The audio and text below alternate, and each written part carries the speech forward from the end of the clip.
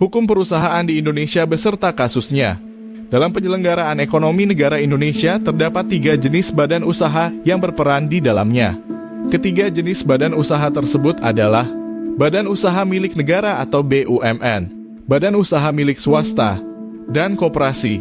Menurut Undang-Undang Nomor 19 Tahun 2003 Badan Usaha Milik Negara, yang selanjutnya disebut BUMN, adalah badan usaha yang seluruh atau sebagian besar modalnya dimiliki oleh negara, melalui penyertaan secara langsung yang berasal dari kekayaan negara yang dipisahkan.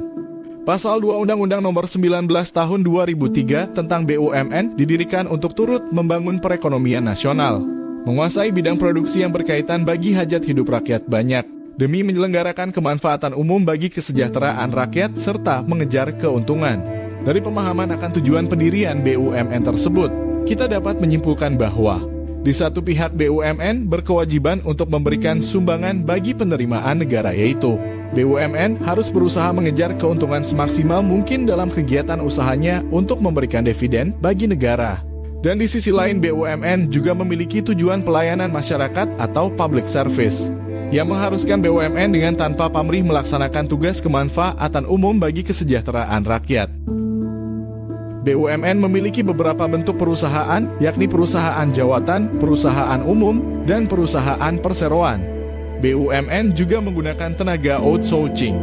Menurut Maimun, outsourcing ialah pendelegasian operasi dan manajemen harian dari suatu proses bisnis kepada pihak luar atau perusahaan penyedia jasa outsourcing. Dalam undang-undang tidak dijelaskan secara terperinci mengenai bagian-bagian dalam pekerjaan. Namun, pada pasal 56 ayat 1 Undang-Undang Ketenagakerjaan menyatakan bahwa dalam perjanjian kerja ada 2 jenis, yaitu perjanjian kerja untuk waktu tertentu dan perjanjian kerja untuk waktu yang tidak ditentukan.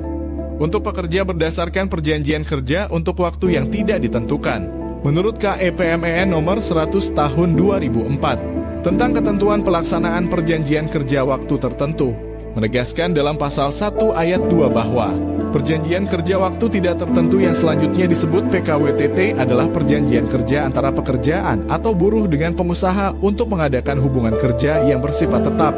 Dengan kata lain, itu menyatakan bahwa PKWTT merupakan karyawan tetap. Sedangkan untuk pekerja yang berdasarkan perjanjian kerja untuk waktu yang ditentukan atau PKWT ini, sering kita kenal sebagai pekerja kontrak, ada yang berasal dari melamar kerja sendiri tanpa dari yayasan penyedia jasa. Dan ada juga pekerja outsourcing. Pekerja outsourcing diberikan surat perjanjian kerja yang ditandatangani oleh pengusaha dan pekerja yang bersangkutan.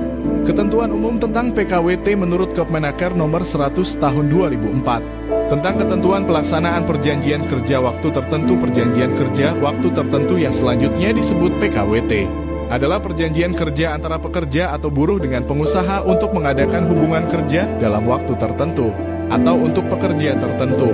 Berdasarkan Undang-Undang Nomor 13 Tahun 2003 tentang Ketenagakerjaan, Pasal 59 yang menyatakan ayat 1, perjanjian kerja untuk waktu tertentu hanya dapat dibuat untuk pekerjaan tertentu yang menurut jenis dan sifat atau kegiatan pekerjaannya akan selesai dalam waktu tertentu, yaitu pekerjaan yang sekali selesai atau yang sementara sifatnya, pekerjaan yang diperkirakan penyelesaiannya dalam waktu yang tidak terlalu lama dan paling lama 3 tahun, pekerjaan yang bersifat musiman, atau pekerjaan yang berhubungan dengan produk baru, kegiatan baru, atau produk tambahan yang masih dalam percobaan atau penjajakan. Pasal 5 Undang-Undang Ketenagakerjaan menjelaskan bahwa setiap tenaga kerja memiliki kesempatan yang sama tanpa diskriminasi untuk memperoleh pekerjaan.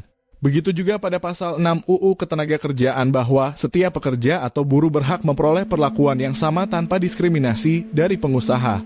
Dari kedua pasal tersebut, mengandung arti bahwa setiap warga negara Indonesia yang ingin bekerja seharusnya tidak diperbolehkan untuk didiskriminasikan dalam hal perlakuan ataupun memperoleh pekerjaan dari pelaku usaha atau dengan nama lain pengusaha.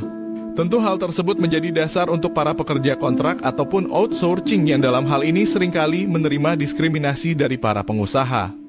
Masalah pelaksanaan outsourcing PT Graha Sarana Duta anak perusahaan PT Telkom.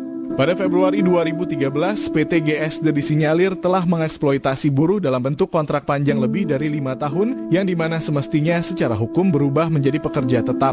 Hak-hak buruh juga tidak dibayarkan sesuai dengan peraturan ketenagakerjaan.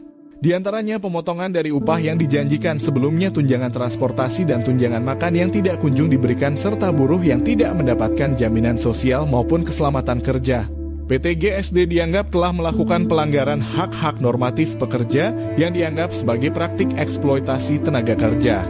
Hak-hak pekerja yang dilanggar oleh PT diantaranya perjanjian kerja waktu tertentu yang dilakukan secara terus-menerus dan terjadi selama belasan tahun di lingkungan PT Telkom. Hal ini merupakan pelanggaran dari Undang-Undang Nomor 13 Tahun 2003 Pasal 59, yang berisikan perjanjian kerja untuk waktu tertentu hanya dapat dibuat untuk pekerjaan tertentu yang menurut jenis dan sifat atau kegiatan pekerjaannya akan selesai dalam waktu tertentu.